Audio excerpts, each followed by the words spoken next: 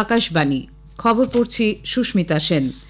বিশেষ বিশেষ খবর হলো, প্রধানমন্ত্রী মহারাষ্ট্রে একগুচ্ছ উন্নয়নমূলক প্রকল্পের উদ্বোধন ও শিলান্যাসের কর্মসূচি নিয়ে আজ মুম্বাই ও পালঘর সফর করবেন।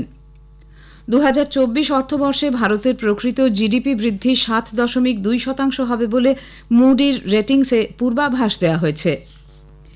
কয়লা মন্ত্রক কোল লজিস্টিক্স পরিকল্পনার অধীনে অগ্রাধিকারের 38টি রেল প্রকল্প চিহ্নিত করেছে। ইডি মাদক চক্র চালানো আন্তর্জাতিক পাচারকারী জসমিত হাকিমজাদা সংক্রান্ত মামলায় দিল্লি, অমৃতসর সহ 10টি জায়গায় তল্লাশি অভিযান চালিয়েছে। প্যারিস অলিম্পিক্সে ভারতের শীতল দেবী ও রাকেশ কুমারের মিক্সড কম্পাউন্ড তীরন্দাজি দল 1399 স্কোর করে নতুন প্যারালিম্পিক রেকর্ড গড়েছেন।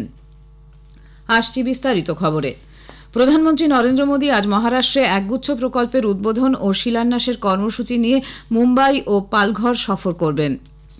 বেলা 11টা নাগাদ মুম্বাইয়ে জিও ওয়ার্ল্ড কনভেনশন সেন্টারে গ্লোবাল ফিনটেক ফেস্ট 2024-এ প্রধানমন্ত্রী ভাষণ দেবেন। পরে দুপুরে পালঘরে সিডকো গ্রাউন্ডে তিনি এই বিভিন্ন উন্নয়নমূলক প্রকল্পের সূচনা ও ভিত্তিপ্রস্তর স্থাপন করবেন। প্রধানমন্ত্রী ভাদওয়ান বন্দরের ভিত্তিপ্রস্তরও স্থাপন করবেন। এই প্রকল্পে খরচ হবে প্রায় 76,000 কোটি টাকা। বড় মাপের কন্টেনারবাহী যান, অতিবৃহৎ পণ্যবাহী জাহাজকে জায়গা দিতে বিশ্বমানের নৌ প্রবেশপথ তৈরি এর লক্ষ্য, যাতে দেশের বাণিজ্য ও অর্থনৈতিক বিকাশ ঘটবে। পালঘর জেলার দাহানু শহরের কাছে ভাদওয়ান বন্দর হবে ভারতের সর্ববৃহৎ গভীর জলের বন্দর। এটি আন্তর্জাতিক জাহাজ চলাচলের পথকে সরাসরি যুক্ত করবে এবং যাতায়াতের সময় ও খরচ কমাবে। প্রায় 1,560 কোটি টাকা ব্যয়ে 218টি মৎস্য প্রকল্পের তিনি শিলান্যাস করবেন। এদিকে বন্দর, জাহাজ এবং জলপথ দপ্তরের মন্ত্রী সর্বানন্দ সোনোয়াল গতকাল পালঘরে সাংবাদিক সম্মেলনে বলেন, ভাদওয়ান বন্দর রাজ্য এবং দেশের জন্য বিশেষ পরিচয়বাহক হয়ে উঠবে। অন্যদিকে প্রধানমন্ত্রী আজ অনলাইনে কেরালার আলাপ্পুজায় আর্থুঙ্গাল মৎস্য বন্দরের 3য় পর্বের নির্মাণ কাজেরও সূচনা করবেন। 2024 অর্থবর্ষে ভারতের প্রকৃত জিডিপি বৃদ্ধির হার 7.2% হবে বলে মুডির রেটিংয়ে পূর্বাভাস দেওয়া হয়েছে। এর আগে তাদের অনুমান ছিল 6.8%। নিউ ইয়র্ক ভিত্তিক এই গ্লোবাল রেটিং সংস্থা 2025-এ ভারতের অর্থনৈতিক বৃদ্ধির হার 6.6% হবে বলেও পূর্বাভাস দিয়েছে। এর আগে তাদের অনুমান ছিল 6.4%। সংশোধিত এই পূর্বাভাসের ভিত্তি মজবুত ও বিস্তৃত বৃদ্ধি এবং উন্নত বাণিজ্যিক শর্তের মতো নানা কারণ। আরিহান্ত প্রযুক্তির বৈশিষ্ট্য সম্পন্ন দ্বিতীয় ডুবোজাহাজ আইএনএস আরিঘাত বিশাখাপত্তনমে প্রতিরক্ষামন্ত্রী রাজনাথ সিংয়ের উপস্থিতিতে গতকাল ভারতীয় নৌবাহিনীতে অন্তর্ভুক্ত হয়েছে। প্রতিরক্ষামন্ত্রী আশা প্রকাশ করেছেন যে আরিঘাত পারমাণবিক হামলা প্রতিরোধে ভারতের ক্ষমতা বাড়াবে, এই অঞ্চলে কৌশলগত ভারসাম্য ও শান্তি প্রতিষ্ঠায় সাহায্য করবে এবং দেশের নিরাপত্তায় গুরুত্বপূর্ণ ভূমিকা পালন করবে। তিনি বলেন, আরিঘাত দেশের জন্য একটি উল্লেখযোগ্য সাফল্য। এর মাধ্যমে প্রতিরক্ষা ক্ষেত্রে আত্মনির্ভর হয়ে উঠতে সরকারের অঙ্গীকার প্রতিফলিত হয়। এই ডুবোজাহাজ নির্মাণে ভারতীয় নৌবাহিনী, ডিআরডিও এবং প্রতিরক্ষা শিল্পের সঙ্গে যুক্ত সকলের ভূমিকার তিনি প্রশংসা করেন। এর ফলে অতি ক্ষুদ্র ও মাঝারি শিল্প সংস্থাগুলি লাভবান হয়েছে, আরও বেশি কর্মসংস্থানের সুযোগ তৈরি হয়েছে। জাতীয় নিরাপত্তা উপদেষ্টা অজিত দোভাল দুদিনের সফরে কলম্বো পৌঁছেছেন। সেখানে কলম্বো সুরক্ষা কনক্লেভে আলোচিত বিষয়গুলি পর্যালোচনা করবেন তিনি। সন্ত্রাসবাদের মোকাবিলা, পুলিশ এবং সাইবার নিরাপত্তার মতো ক্ষেত্রগুলিতে দক্ষতা বৃদ্ধিতে ভারত, শ্রীলঙ্কা এবং মালদ্বীপ যৌথভাবে এই মঞ্চ গড়ে তুলেছে। ভারত মহাসাগরীয় অঞ্চলকে নিরাপদ ও সুরক্ষিত করে তোলাই এই গোষ্ঠীর লক্ষ্য। বিদেশমন্ত্রী ডক্টর এস জয়শঙ্কর নতুন দিল্লিতে ইসরায়েলের মহানির্দেশক ইয়াকোভ ব্লিটসেনের সঙ্গে গতকাল সাক্ষাৎ করেন। এক সোশ্যাল মিডিয়া পোস্টে ডক্টর জয়শঙ্কর জানিয়েছেন, উভয় পক্ষই ভারত ইসরায়েল সহযোগিতার নিরন্তর বিকাশের বিষয়টি উল্লেখ করার পাশাপাশি মধ্যপ্রাচ্যের বর্তমান পরিস্থিতি নিয়ে মতবিনিময় করেছেন। কয়লা মন্ত্রক কোল লজিস্টিক্স পরিকল্পনার অধীনে অগ্রাধিকারের ভিত্তিতে 38টি রেল প্রকল্প চিহ্নিত করেছে। রেল মন্ত্রকের সঙ্গে সমন্বয় রেখে ফাস্ট ট্র্যাক এই প্রকল্প চালু হবে। রেল যোগাযোগের উন্নতি, সময়মতো কয়লা সরবরাহ, লজিস্টিক্সের পরিবহন খরচ কমানো এবং সারা দেশে কয়লা পরিবহনের সামগ্রিক ক্ষমতা বাড়ানো এই প্রকল্পের মূল লক্ষ্য। এই প্রকল্পগুলির মধ্যে সরকার ইতোমধ্যে ওড়িশায় 2টি রেল প্রকল্প অনুমোদন করেছে। খবর শুনছেন আকাশবাণী থেকে। এনফোর্সমেন্ট ডিরেক্টরেট ইডি উপসাগরীয় দেশগুলি থেকে মাদক চক্র চালানো এক আন্তর্জাতিক পাচারকারী জসমিত হাকিমজাদা সম্পর্কিত মামলায় দিল্লি, অমৃতসর, জলন্ধর, মুম্বাই, সোলাপুর, ইন্দোর সহ 10টি জায়গায় তল্লাশি অভিযান চালিয়েছে। মার্কিন যুক্তরাষ্ট্রের বিদেশি মাদক পাচার সংক্রান্ত আইনে হাকিমজাদা কুখ্যাত পাচারকারী হিসেবে তালিকাভুক্ত। অর্থ তছরূপ প্রতিরোধ আইনের সংস্থান অনুযায়ী এই তল্লাশি অভিযান। ইডি জানিয়েছে, মার্কিন যুক্তরাষ্ট্রের বিদেশি সম্পত্তি নিয়ন্ত্রণ সংক্রান্ত রাজস্ব দপ্তরের তালিকায় হাকিমজাদার নাম রয়েছে। বেআইনি কার্যকলাপ প্রতিরোধ আইন সংক্রান্ত বিভিন্ন ধারা এবং মাদক পাচারের জন্য এনআইএ রুজু করা এফআইআর এর ভিত্তিতে ইডি এই তদন্ত শুরু করেছে।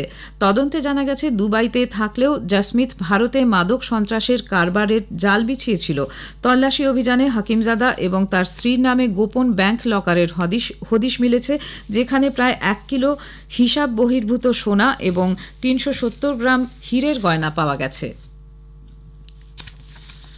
জম্মু কাশ্মীরে বিধানসভা নির্বাচনের দ্বিতীয় দফার জন্য গতকাল বিজ্ঞপ্তি জারি হয়েছে। সেই সঙ্গে শুরু হয়েছে মনোনয়ন জমা দেওয়ার প্রক্রিয়া। 5ই সেপ্টেম্বর পর্যন্ত মনোনয়ন দাখিল করা যাবে। পরদিন সেগুলি পরীক্ষা করে দেখা হবে। প্রার্থীপদ প্রত্যাহারের শেষ দিন 9ই সেপ্টেম্বর। এই দফায় 6 জেলার 26টি বিধানসভা কেন্দ্রে আগামী 25শে সেপ্টেম্বর ভোট গ্রহণ।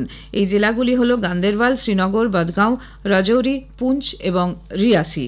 এদিকে প্রথম দফার জন্য জমা পড়া মনোনয়নপত্রগুলি পরীক্ষা করে দেখা হয়েছে। 244টি মনোনয়ন বৈধ বলে গ্রাহ্য হয়েছে। বাতিল করা হয়েছে 35টি মনোনয়ন। প্রার্থীপদ প্রত্যাহারের শেষ দিন আজই। নতুন দিল্লিতে গতকাল দলের সদর দপ্তরে বিজেপির কেন্দ্রীয় নির্বাচন কমিটির বৈঠক অনুষ্ঠিত হয়। আসন্ন হরিয়ানা বিধানসভা নির্বাচনে দলীয় প্রার্থীদের নামের তালিকা চূড়ান্ত করার বিষয়ে আলোচনার জন্যই এই বৈঠক বলে মনে করা হচ্ছে। প্রধানমন্ত্রী নরেন্দ্র মোদী, স্বরাষ্ট্রমন্ত্রী অমিত শাহ, বিজেপি সর্বভারতীয় সভাপতি জেপি নাড্ডা, হরিয়ানায় নির্বাচনে দলের দায়িত্বপ্রাপ্ত এবং কেন্দ্রীয় মন্ত্রী ধর্মেন্দ্র প্রধান ও অন্যান্য বরিষ্ঠ দলীয় নেতৃবৃন্দ বৈঠকে উপস্থিত ছিলেন। অন্যদিকে গতকাল অপরাহ্নে নতুন দিল্লিতে বিজেপির হরিয়ানা কোর কমিটির বৈঠক অনুষ্ঠিত হয়। ত্রিপুরা সরকার সমগ্র রাজ্যকে প্রাকৃতিক বিপর্যয়ে ক্ষতিগ্রস্ত এলাকা হিসেবে ঘোষণা করেছে। রাজ্যে সাম্প্রতিক ভয়াবহ বন্যায় ব্যাপক ক্ষতির প্রেক্ষিতে এই সিদ্ধান্ত। রাজস্ব সচিব ব্রিজেশ পাণ্ডে আগরতলায় সাংবাদিক সম্মেলনে গতকালে বলেছেন, এ ব্যাপারে ইতোমধ্যে বিজ্ঞপ্তি জারি হয়েছে। প্রাকৃতিক বিপর্যয়ে ক্ষতিগ্রস্ত এলাকা হিসেবে ঘোষণা করা হলে সরকারি ক্ষতিপূরণ প্রদান এবং বিভিন্ন এলাকায় ক্ষয়ক্ষতি নিরূপণের কাজ দ্রুত ও সহজে করা যায়। শ্রী পাণ্ডে আরও জানান, রাজ্যে বন্যা ও ধসে এ পর্যন্ত মৃত্যুর সংখ্যা বেড়ে হয়েছে 32। এদিকে আন্তঃমন্ত্রক পর্যায়ের একটি কেন্দ্রীয় প্রতিনিধি দল ত্রিপুরায় বন্যায় ক্ষয়ক্ষতি পর্যালোচনায় 4টি জেলার পরিদর্শন শুরু করেছেন। আজ তারা খোয়াই এবং সিপাহীজলা জেলার বন্যা দুর্গত এলাকাগুলি পরিদর্শন করবেন। এদিকে বন্যার জলে বিভিন্ন জায়গায় জল দূষিত হয়ে পড়ায় জলবাহিত রোগের প্রাদুর্ভাব হওয়ার আশঙ্কা দেখা দিয়েছে। স্বাস্থ্য দপ্তর বিভিন্ন জায়গায় স্বাস্থ্য শিবির চালাচ্ছে। অনাময় এবং পানীয় জল সংক্রান্ত দপ্তর জলবাহিত রোগের আশঙ্কা দূর করতে ও বর্জ্য নিষ্কাশন ব্যবস্থা সুরক্ষা নিশ্চিত করতে মান্য কার্যবিধি চালু করেছে। প্যারিস প্যারা অলিম্পিক্সে ভারতের শীতল দেবী ও রাকেশ কুমারের মিক্স কম্পাউন্ড তীরন্দাজি দল যৌথভাবে 1399 স্কোর নিয়ে নতুন প্যারালিম্পিক রেকর্ড গড়েছে। তারা দুজন কোয়ার্টার ফাইনালে শীর্ষ বাছাই হিসেবে আগামী 2রা সেপ্টেম্বর প্রতিদ্বন্দ্বিতায় নামবেন। দ্বিতীয় দিনে ভারতীয় অ্যাথলিটরা আজ বিভিন্ন ইভেন্টে প্রতিদ্বন্দ্বিতায় নামছেন। টোকিও গেমসে 2টি পদকজয়ী অবনী লেখারা R2 মহিলাদের 10 মিটার এয়ার রাইফেলে SH1 যোগ্যতা নির্ণায়ক ও ফাইনালে প্রতিদ্বন্দ্বিতা করবেন। একই ইভেন্টে খেলতে নামবেন মোনা আগরওয়াল। সুহাস ইয়াথিরাজ তার গ্রুপ পর্বের দ্বিতীয় ম্যাচে আজ খেলতে নামছেন। অ্যাথলেটিক্সে ভারতের 3 প্রতিযোগী আজ পদক জয়ের ইভেন্টে প্রতিদ্বন্দ্বিতা করবেন। মার্কিন ওপেন টেনিসে ভারত অস্ট্রেলিয়া জুটি রোহান বোপান্না এবং ম্যাথিউ এবডেন পুরুষদের ডাবলসে তাদের উদ্বোধনী ম্যাচে হল্যান্ডের রবিন হাসে ও স্যান্ডার অ্যারেন্স জুটিকে 6-3, 7-5 পরাজিত করেছেন। দ্বিতীয় বাছাই বোপান্না এবডেন জুটি আজ দ্বিতীয় রাউন্ডে আর কার্বালেস ও এফ কোরিয়ার মুখোমুখি হবেন। এছাড়াও রোহান বোপান্না আজ মিক্সড ডাবলসে ইন্দোনেশিয়ার আলদিলা সুজিয়াদির সঙ্গে জুটিতে খেলতে নামবেন। শেষ করার আগে খবরের বিশেষ কিছু অংশ আরেকবার।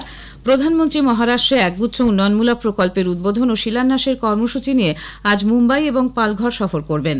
2024 অর্থবর্ষে ভারতের প্রকৃত জিডিপি বৃদ্ধি 7.2% হবে বলে মুডির রেটিংসে পূর্বাভাস দেওয়া হয়েছে। কয়লা মন্ত্রক কোল লজিস্টিক্স পরিকল্পনার অধীনে অগ্রাধিকারের 38টি রেল প্রকল্প চিহ্নিত করেছে। প্যারিস অলিম্পিক্সে ভারতের শীতল দেবী ও রাকেশ কুমারের মিক্সড কম্পাউন্ড তীরন্দাজি দল 1399 স্কোর করে নতুন প্যারালিম্পিক্স রেকর্ড গড়েছেন। খবর এখনকার মতো এ পর্যন্ত।